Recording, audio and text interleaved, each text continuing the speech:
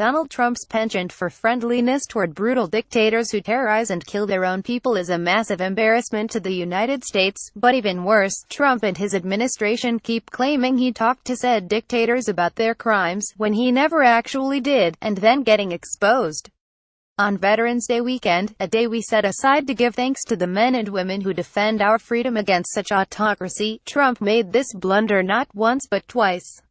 The trouble began on Saturday, after Trump came out of his meeting with Russian President Vladimir Putin, proclaiming that Putin said he had nothing to do with interference in the U.S. presidential election and that CIA officials were for suggesting otherwise.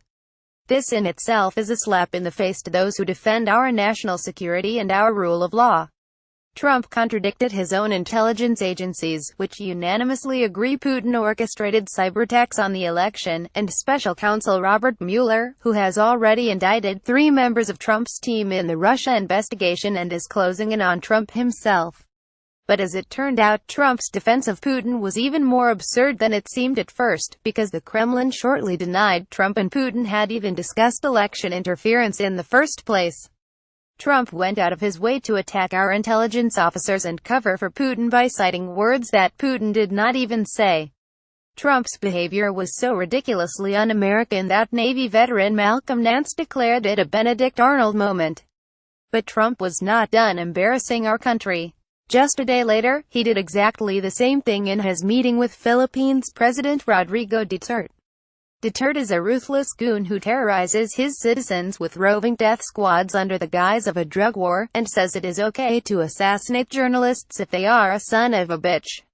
Trump stayed silent as Duterte ordered his police to use water cannons and batons on anti-Trump protesters at the U.S. Embassy in Manila.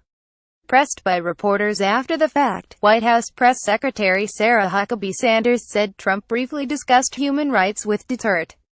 But Duterte's government shortly denied Trump did any such thing, saying Trump appeared sympathetic to Duterte. Given that a leaked transcript from May showed Trump telling Duterte his death squads were doing a wonderful job, Sanders' account of events is highly suspect.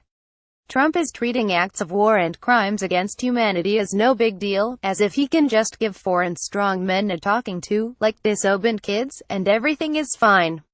The icing on the cake is that Trump cannot even be bothered to have those shallow, perfunctory conversations he claims he had.